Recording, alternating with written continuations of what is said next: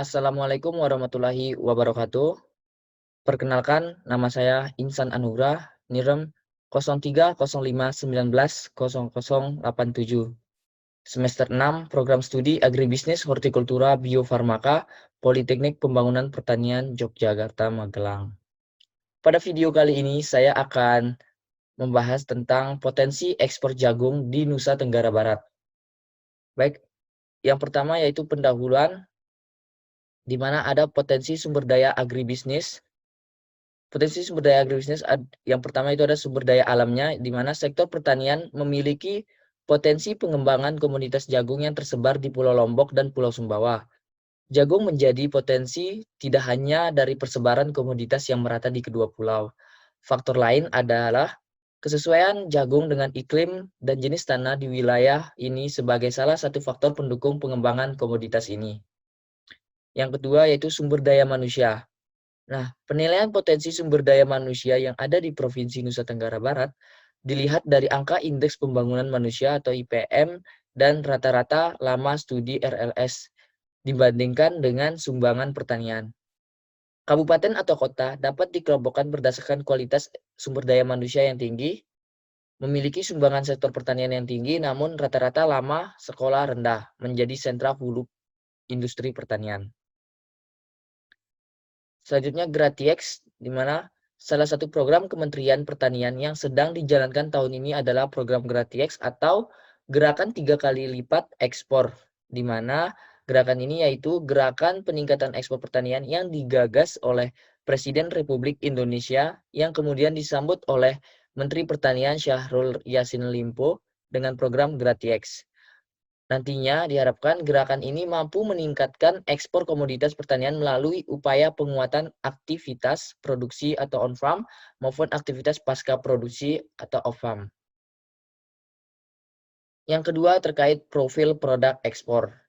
Untuk informasi produknya yaitu kuantiti, di mana ekspor jagung ke Filipina menurut data Badan Pusat Statistik Provinsi Nusa Tenggara Barat, total ekspor jagung ke Filipina sebesar 102.900.000 kg dengan nilai sebesar 27.439.025 US dollar.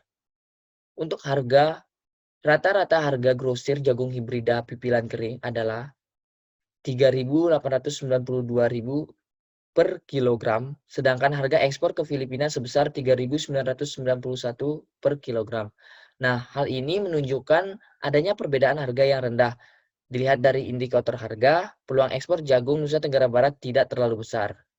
Terus selanjutnya kualitas, di mana untuk menjaga kualitas produk jagung yang akan diekspor dalam tahap budidaya atau pasca panennya sudah sesuai standar operasional prosedur jagung, seperti adanya penerapan Good Agriculture Procedure atau GAP dan penerapan Good Handling Practice atau GHP.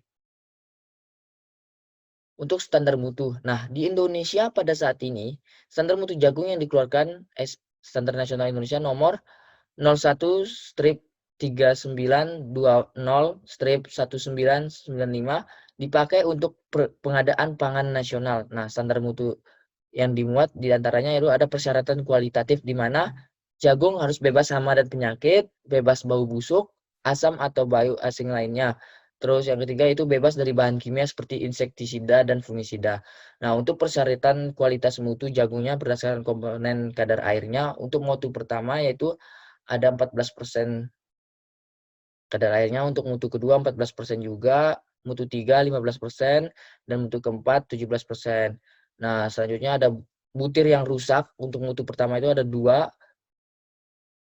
mutu kedua itu ada 4%, mutu ketiga ada 6%, mutu keempat ada 8%. Nah, untuk warna lain atau yang beda, itu untuk mutu satunya ada 1%, mutu duanya ada 3%, untuk mutu tiganya 7%, dan mutu empatnya 10%. Dan ada butir yang pecah, di mana mutu pertama itu kualitasnya sekitar 1% saja, untuk mutu 2 terus 2%, mutu 3 3%, mutu 4 3%. Untuk kotoran maksimal itu 1% untuk mutu pertama, mutu kedua 1%, mutu ketiga 2%, dan mutu keempat 2%. Selanjutnya strategi pemasaran internasional.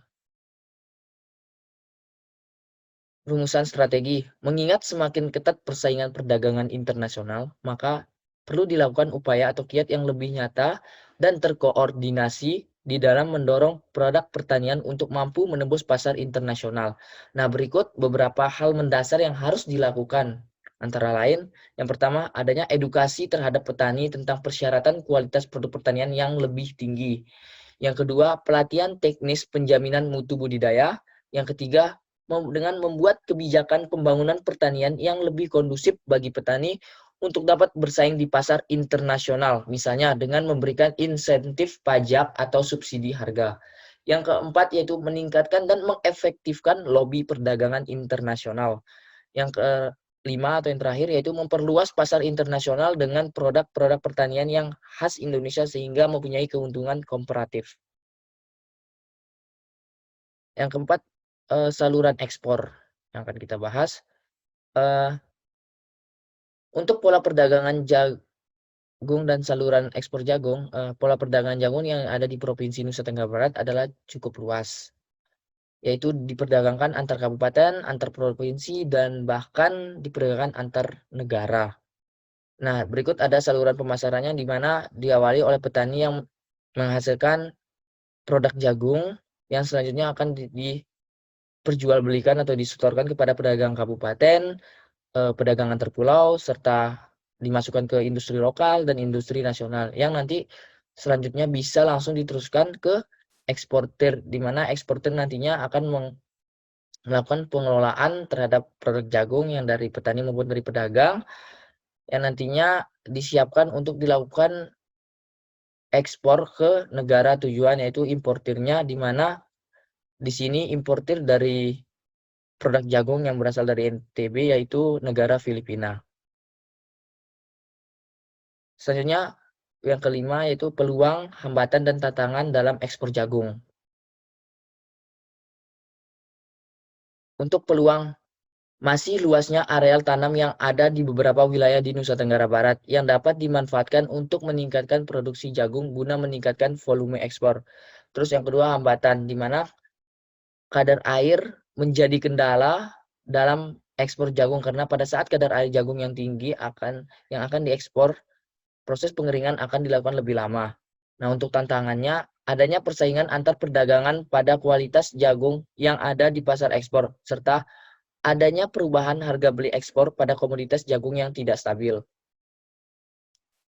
Yang keenam yaitu penutup, ada saran di mana untuk kedepannya pada kegiatan ekspor khusus komoditi jagung harus memaksimalkan peluang pasar ataupun peluang produksi untuk meningkatkan nilai ekspor dengan tetap menjaga dan meningkatkan kualitas jagung ekspor yang sesuai standar, serta menjaga hubungan yang baik dengan partner dalam perdagangan internasional.